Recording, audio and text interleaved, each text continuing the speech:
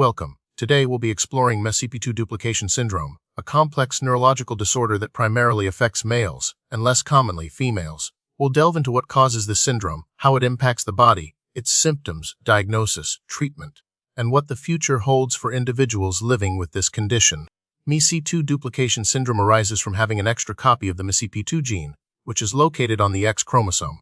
Normally, individuals have just one copy of this gene per X chromosome. When a duplication occurs, there's an overproduction of the MECP2 protein. This is usually due to a duplication of the XQ28 region on the X chromosome where MECP2 resides. While MECP2 duplications are usually inherited from a carrier mother, spontaneous duplications can also occur. Understanding the genetics is key to understanding the syndrome itself. The MECP2 gene provides instructions for making a protein vital for brain development and function. This protein, methyl-CpG binding protein 2, acts as a regulator influencing the activity of other genes and proteins. In MECP2 duplication syndrome, the overproduction of this protein disrupts normal brain function. This leads to a cascade of effects, affecting nerve cell communication, synapse formation, and overall brain circuitry. This disruption is at the core of the syndrome's many symptoms. Estimating the precise prevalence of MECP2 duplication syndrome is challenging due to its relative rarity and the potential for misdiagnosis. However, it is considered an uncommon condition. Because it is X-linked, it primarily affects males. Females carrying the duplication may experience milder symptoms or be asymptomatic due to X inactivation, where one X chromosome is randomly inactivated in each cell. Ongoing research seeks to better define the syndrome's true occurrence within the broader population. The signs and symptoms of MECP2 duplication syndrome are wide, ranging and vary in severity. In males, common features include intellectual disability, often ranging from moderate to severe. Speech is often delayed or absent. Hypotonia, or low muscle tone, is frequently present, leading to difficulties with motor skills like sitting, crawling, and walking. Recurrent respiratory infections are also common. Seizures can occur, and many individuals develop gastrointestinal issues, such as constipation or acid reflux. Distinct facial features might be present but are not consistently observed. In females who are symptomatic, the presentation can be more variable but often includes intellectual disability, speech delay, and motor difficulties. Diagnosing MECP2 duplication syndrome typically involves a combination of clinical evaluation and genetic testing.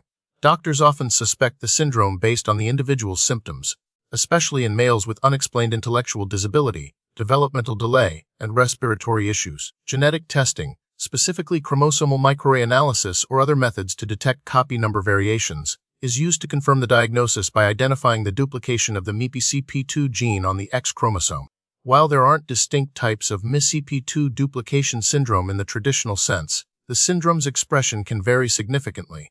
This variability is influenced by factors such as the size of the duplicated region on the X chromosome, other genetic factors, and environmental influences.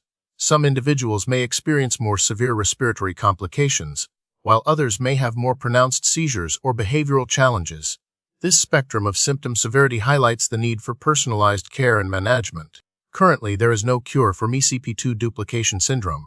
Treatment focuses on managing the symptoms and improving the individual's quality of life. This often involves a multidisciplinary approach with various specialists. Physical therapy and occupational therapy help improve motor skills and functional abilities. Speech therapy can assist with communication. Medications may be used to control seizures, manage gastrointestinal issues, and address behavioral problems. Respiratory support, including interventions to prevent and treat infections, is crucial. Early intervention programs are highly beneficial to maximize developmental potential. Because MECP2 duplication syndrome is a genetic condition, there are no direct preventative measures that can be taken after conception. However, genetic counseling is highly recommended for families with a history of the syndrome, or those who have a child diagnosed with the condition. Genetic counseling can help families understand the inheritance patterns, assess the risk of recurrence, and explore reproductive options, such as prenatal testing or pre-implantation genetic diagnosis. The prognosis for individuals with MECP2 duplication syndrome varies but is generally guarded. Many individuals experience significant health challenges throughout their lives. Respiratory complications can be life-threatening. Lifespan may be shortened in some cases, although with improved medical care, survival into adulthood is becoming more common. Recent research is focused on developing targeted therapies that address the underlying genetic defect. This includes gene therapy approaches and the development of drugs that can modulate MECP2 protein levels.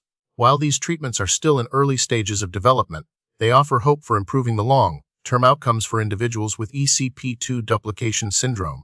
Continued research and clinical trials are essential to advance our understanding and treatment of this complex condition.